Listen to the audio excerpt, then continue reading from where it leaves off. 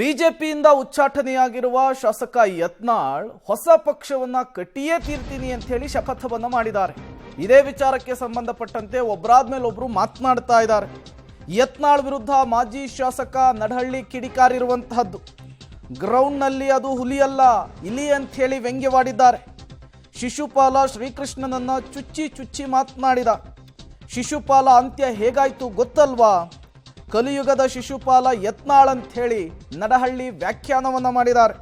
ಯಡಿಯೂರಪ್ಪ ಶಾಪ ತಟ್ಟದೆ ಬಿಡುತ್ತಾ ಯತ್ನಾಳ್ಗೆ ಅಂತ ಕೂಡ ಹೇಳಿದ್ದಾರೆ. ಯತ್ನಾಳ್ ಯಡಿಯೂರಪ್ಪ ಉಪಕಾರವನ್ನ ಮರಿಬಾರದು. ಯತ್ನಾಳ್ ವಿರುದ್ಧ ಮಾಜಿ ಶಾಸಕ ನಡಹಳ್ಳಿಯವರು ಕಿಡಿಕಾರುವಂತಹ ಕೆಲಸವನ್ನ ಮಾಡಿದ್ದಾರೆ.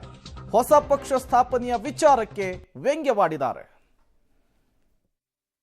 ತಮ್ಗೆ ಗೊತ್ತಿರ್ಬೋದು, ಮಹಾಭಾರತದಲ್ಲಿ ಶಿಶುಪಾಲ ಬರ್ತದೆ, ನಿಮ್ಗೆ ಗೊತ್ತಿದೆ. ಬಹುಶಃ ಶಿಶುಪಾಲ ಯಾವ ರೀತಿ ಶ್ರೀಕೃಷ್ಣನನ್ನ ಆಡಬಾರದ ಮಾತುಗಳಿಂದ ಚುಚ್ಚಿ ಮಾತನಾಡುವಂತ ಕೆಲಸ ಏನು ಮಾಡ್ತಾನೆ, ಕೊನೆಗೆ ಅವನ ಅಂತ್ಯ ಹೇಗಾಯ್ತು ಅಂತಕ್ಕಂಥದ್ದು ಬಹುಶಃ ನಮ್ಮ ಮಹಾಭಾರತವನ್ನು ಓದಿದ್ರೆ ಗೊತ್ತಾಗ್ತದೆ. ಇವತ್ತಿನ ಕಲಿಯುಗದ ಏನು ಶಿಶುಪಾಲ ಅಂದ್ರೆ ಅದು ಯತ್ನಾಳ್.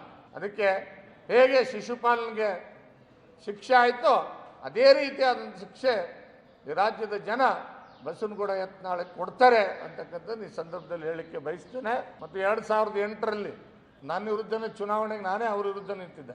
ನಾನು ಅಖಿಲ ಭಾರತ ವಿದ್ಯಾರ್ಥಿ ಪರಿಷತ್ತಿಂದ ಬಂದಿರೋನು ಮತ್ತು ಕಾಲೇಜಿನಲ್ಲಿ ಓದುವಂಥ ಸಂದರ್ಭದಲ್ಲಿ ಪ್ರತಿ ರವಿವಾರ ಧಾರವಾಡದಲ್ಲಿ ಸಂಘದ ಪಾಠಗಳನ್ನು ಕಲಿತು ಬೆಳೆದಿರ್ತಕ್ಕಂಥವನ್ನ ಇದೇ ರೀತಿಯಾದಂಥ ದುರಂಕಾರದ ಮಾತುಗಳನ್ನು ಅವತ್ತು ಕೂಡ ಯತ್ನಾಳ್ ಬಸವನಗೌಡರು 2008ರಲ್ಲಿ ಮಾಡಿದರು. ನಾನು ಬಿಟ್ಟರೆ ಯಾರೂ ಇಲ್ಲ, ನಾನೇ ಎಲ್ಲ ಅನ್ನುವಂಥ ಅಹಮ್ಮನ ಮಾತುಗಳನ್ನು ಆಡಿದ್ದಕ್ಕೆ ಅವತ್ತು ಯಡಿಯೂರಪ್ಪನವರ ಪರವಾಗಿ ಅನುಕಂಪದ ಅಲೆ ಇದ್ದರೂ ಕೂಡ ದೇವರಿಪ್ಪರಿಗೆ ಮತಕ್ಷೇತ್ರದಲ್ಲಿ ನನ್ನ ವಿರುದ್ಧ ಸುಮಾರು 32,800 ಚಿಲ್ಲರೆ ಮತಗಳನ್ನು ಸೋತಿದ್ರು. ಗಮನದಾಗಿರಲಿ ನಿಮಗೆ.